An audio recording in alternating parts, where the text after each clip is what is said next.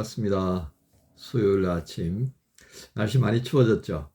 감기 걸리지 않기를 바랍니다. 건강한 모습으로 오늘도 수요일 아침 화이팅 하십시다. 그런 뜻에서 잠언 20장으로 오늘 말씀 은혜 함께 나누기 원합니다.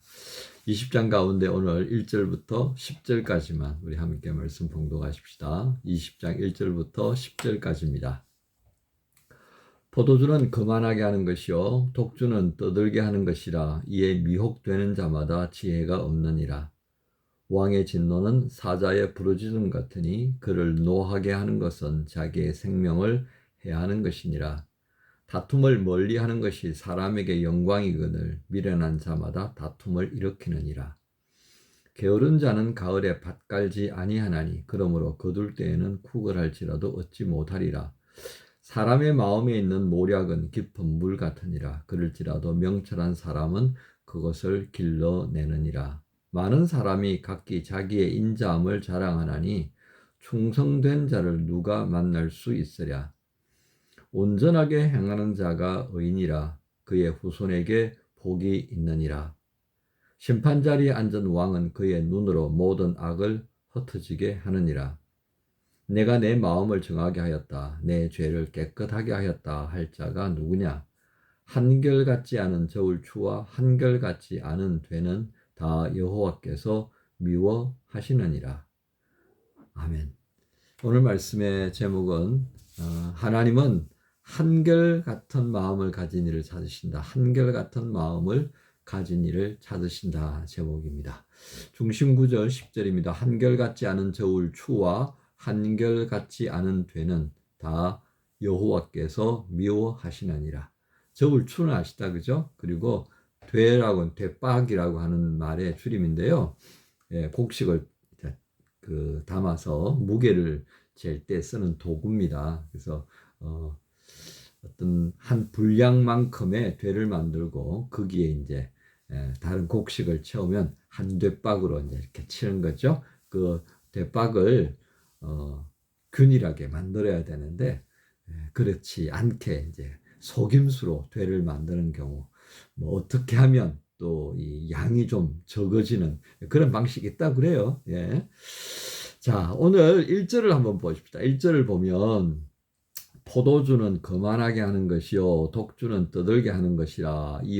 이에 미혹되는 자마다 지혜가 없느니라 그랬습니다. 술 얘기가 나왔어요. 술. 자, 이 포도주가 천말이 나왔는데요. 한국 같으면 어떨 것 같아요? 옛날 이 시대에 막걸리겠죠. 막걸리. 예. 집에서 빚은 술 그렇게 되겠습니다만은 이스라엘이니까 포도주가 대세가 될 수 있습니다. 그래서 그냥 술 이렇게 말해도 되는데 그들이 가지고 있는 어떤 지역적인 상황들을 반영했을 때 포도주 그러면 더 가깝게 와 닿는 셈이죠. 자, 술에 임박히는 것을 말합니다. 술에 임박힌 거. 예. 자, 술에 임박히게 되면 어떤 결과가 올까 궁금해하는 일이 있다면 이 잠언 20장을 읽어보면 될 것 같습니다. 우리가 읽었던 1절부터 10절까지의 내용은요. 우리가 술에 임박히게 되어질 때 나타날 수 있는 여러 가지들을 다양한 관점에서 다양한 상황에서 우리에게 보여주고 있다. 그래도 과언이 아닌 것 같습니다. 여러분 보세요. 신앙생활 하면서도 모이면 술 한 잔 먹는 것을 당연하게 여긴다면 이거 아닙니다. 예. 우리가 신앙생활 하면서 모임을 가질 때는 세상에서의 모임과 구별되는 거예요. 그런데 이제 모임 끝나고 2부, 3부로 가면서 한잔 해보 이게 정상적인 것처럼 하나의 어떤 프로세스가 되어져 있다면 이거 진짜 놀랄만한 일입니다. 그렇게 해서는 안 됩니다. 그러면 예수 믿는 사람과 세상 사람의 차이가 뭐예요?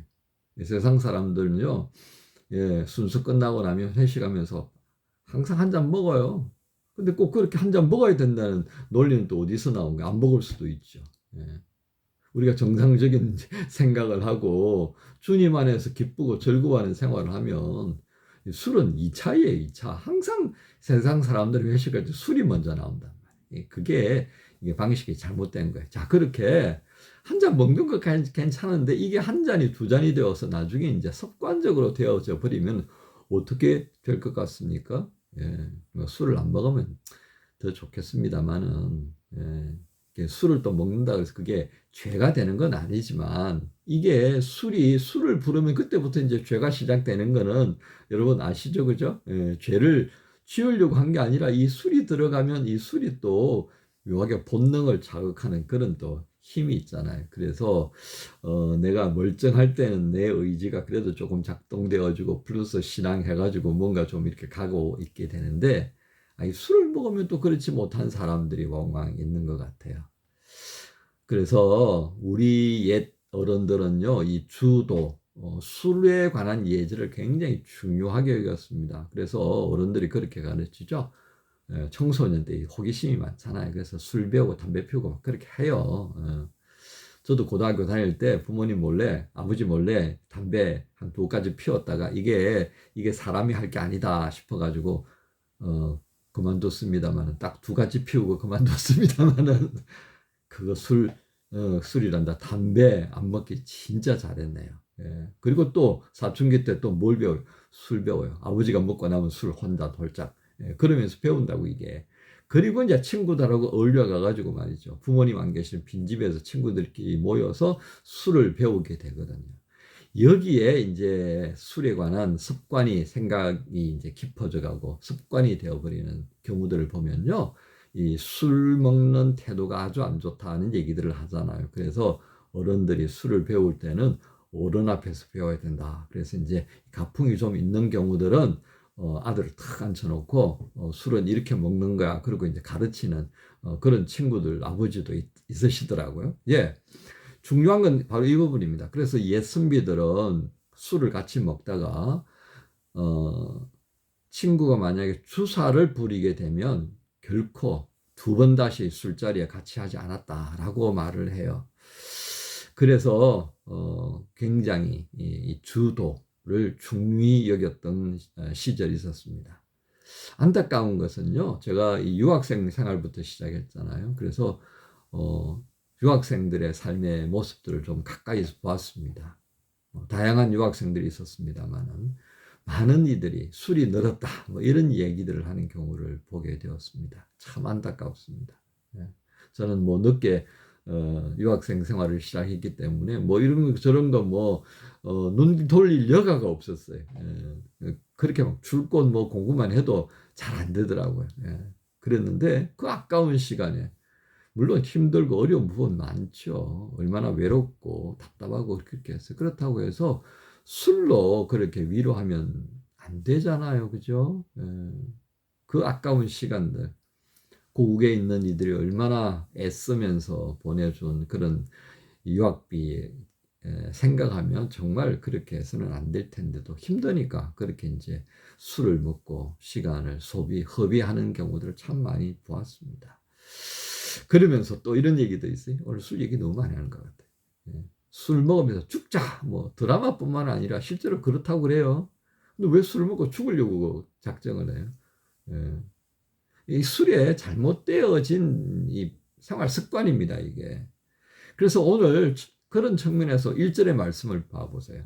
1절의 말씀은 우리가 술 때문에 망하지 않기를 바라시는 하나님 아버지의 마음이 담겨 있어요. 술은요, 우리를 거만하게 한다는 거예요. 이 허영심을 촉발시키고요, 만용, 내가 가지고 있는 기본적인 것을 뛰어넘는 만용을 부리게 되면요, 이게 망하게 돼요. 그리고 주절주절 떠들게 된다고요. 그래서 오늘 이 술 때문에 다투고 게으르게 되고 자기를 자랑하는 어리석음에 빠지는 장면들을 우리에게 쭉 나열해 두고 있습니다. 그래서 1절부터 9절까지 말씀을 보면요, 술 때문에 생길 수 있는 예를 시간, 장소, 때를 따라서 다 이렇게 보여주시고 있는 겁니다. 이처럼 술은 멀쩡한 사람을 망친다는 거예요. 그래서 9절을 보십시오. 9절에 보면 내가 내 마음을 정하게 하였다. 내 죄를 깨끗하게 하였다 할 자가 누구냐. 술 먹으면요 다 의인이에요. 다 심판자가 되는 것 같지 않아요, 여러분? 바로 그 얘기를 지금 여기에 9절에 하고 있는 거예요. 내 마음을 몰라줘. 뭐 모르겠는 왜 몰라요. 자, 그래서 오늘 주님께서는 이 잠언 20장의 말씀을 통하여서요, 우리에게 그렇게 경계하라고 말씀하십니다. 뭐 슬프다고 한 잔, 즐겁다고 한 잔, 그러면 주님은 어디가 계셔야 하나요? 슬플 때도 안 찾고 기쁠 때도 안 찾고. 자, 그래서 주님은 오늘 우리에게 10절에 그렇게 말씀하시는 거예요. 한결같지 않은 저울추, 한결같지 않은 되박 다 여호와께서 미워하신다. 그러니까 하나님 결국 어떤 이들을 찾아보려고 하시는 거예요? 한결같은 마음을 가진 사람. 술을 먹을 때나 안 먹을 때나, 슬플 때나 감사할 때나 기쁠 때나 안 좋을 때나 언제나 한결같이 주님을 먼저 찾느니. 네, 그런 이들을 주님은 찾으신다라고 오늘 우리에게 말씀하십니다. 옛날 지리산에서요, 제가 선교할 때, 대학 다닐 때입니다. 대학 3학년 그때 시절이었는데요. 지리산에서 선교할 때였습니다. 정말 안타까운 일을 만났는데요. 40대입니다. 너무 청소년 때부터 부모님 몰래 술 마시는 걸 좋아해가지고 오래도록 술 마시다 보니까요, 40대 초반인데 벌써 알코올성 치매가 온 겁니다. 그 아내를 만났는데요, 울면서 하소연하더라고요. 전도사님, 우리 남매 꼭 좀 교회에 데려가 달라고요. 다 해봤는데 이제 그 방법밖에 없다 이거예요. 그러면서 나보고 그 40대 아저씨가 그러더라고요. 제가 그때 20대 이제 중반이었잖아요. 27 이런 시절이었으니까요. 전사님, 우리 엄마가요, 나 술 끊게 하려고요, 굿도 해봤어요. 그러더라고요. 술 귀신이 들었다고. 굿에서 될 것 같아요? 아니에요. 정말 성령의 힘이 아니면요, 그 알코올 중독 못 벗어납니다. 여러분, 우리 젊은 날에 해야 할 일이 정말 많습니다. 한결같은 마음으로 주를 찾는 자를 주께서 보고 싶어 하십니다.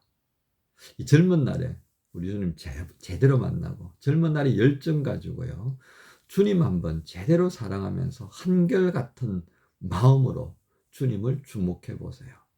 주님께서도 한결같은 마음으로 우리와 동행하시면서 우리를 세우시지 않겠습니까? 젊은 날에 이 주님과 함께 동행하시는 한결같은 믿음의 자리에 서 있는 우리 젊은이들 되었으면 참 좋겠습니다. 여러분 모두를 우리 주님 예수님의 이름으로 축복합니다. 주님 감사합니다. 오늘도 한결같은 이를 찾으시는 주님의 마음을 알게 하셨습니다.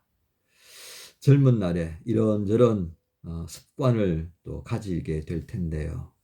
세상의 풍조를 따라서 술을 가까이 하는 젊은이들이 참 많아지고 있습니다. 음주운전으로 인해 생기는 사회적 문제도 굉장히 심각합니다. 그 가운데 교인은 없다고 누가 말할 수 있겠습니까? 주님, 이 젊은이들 속에 함께 주셔서 성령의 힘으로 술을 가까이 하는 모든 습관들을 막아주시고 한결같은 마음으로 언제 어디서나 주를 찾는 자들로 주님 살아갈 수 있도록 우리 젊은이들을 지켜주옵소서. 예수님의 이름으로 기도합니다. 아멘.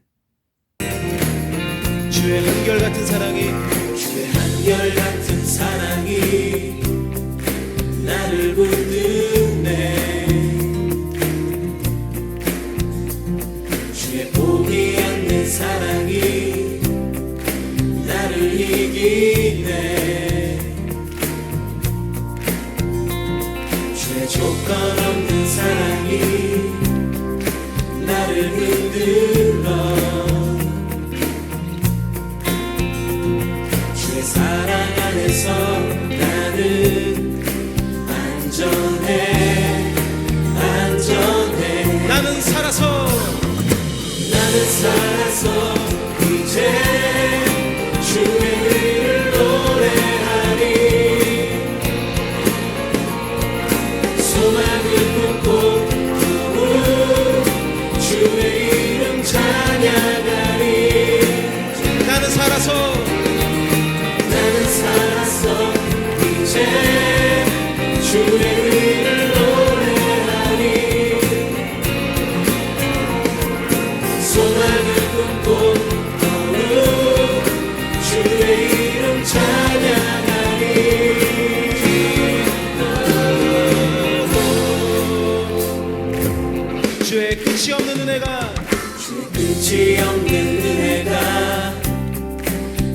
살게